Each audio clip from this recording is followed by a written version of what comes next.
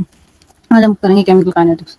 ये class 12 chapter का second chapter physical chemistry. तो देखो, इस चैप्टर में ज़्यादा हम क्या पढ़ पाते हैं, काइनेटिक्स मतलब कोई मोशन वोशन हो रहा होता है तब उसे कहते हैं। तो केमिकल काइनेटिक्स में हम उसके बारे में बात करते हैं, रेट के बारे में पढ़ते हैं कि कोई चीज़ हो रही है तो कितने रेट से। फॉर एग्जाम्पल, मान लो कोई रेट ऑफ एक्स हम डिफाइन कर रहे हैं, तो क्या होगा उसका चेंज इन एक्स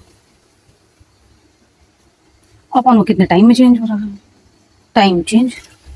यही तुम्हारे केमिकल काइनेटिक्स में भी होता है, ठीक है, कि तुम कितना चेंज कर रहे हो कितने टाइम में, उसे हम क्या बोलेंगे, रेट बोलेंगे उसका। फॉर एग्जांपल, मान लो तुम्हारा जब प्रोडक्ट और रिएक्टेंट का फॉर्मेशन होता है, मान लो ये तुम्हारा प्रोडक्ट है, सॉरी प्रोडक्ट में मान लो, कंसंट्रेशन मान लो, कंसंट्रेशन और ये टाइम।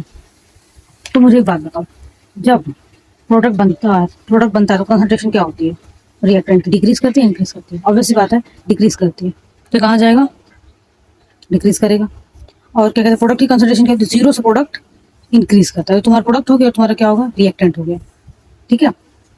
रिएक्टेंट की कंसंट्रेशन डिक्रीज करती है, प्रोडक्ट की कंसंट्रेशन इंक्रीज होती है, इसी को हम कहते हैं, और ये हमेशा पॉजिटिव होता है।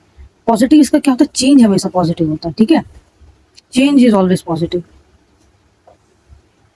ये नहीं कह सकते चेंज नेगेटिव हुआ है, ठीक है। मैंने पढ़ाई किया, मैंने क्या पढ़ाई किया मुझे कुछ पता ही नहीं, मैंने क्या पढ़ाई, कुछ तो पढ़ा होगा, कुछ तो दिमाग में घुसा होगा, वैसे ही है।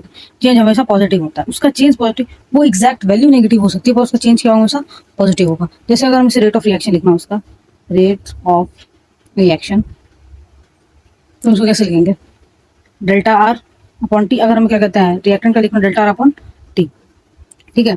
और डेल्टा आर को तुम क्या लिख सकते हो, R final minus R initial upon में टाइम टी, ठीक है। अब देखो यहाँ पे हम लगाएंगे माइनस, माइनस का साइन मतलब है कंसंट्रेशन डिक्रीज कर रही है, ओके।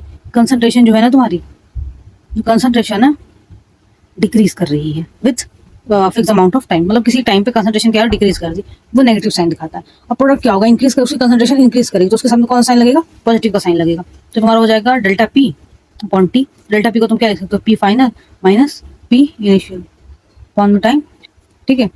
अब ये तुम्हारा क्या हो जाएगा, रेट ऑफ रिएक्शन।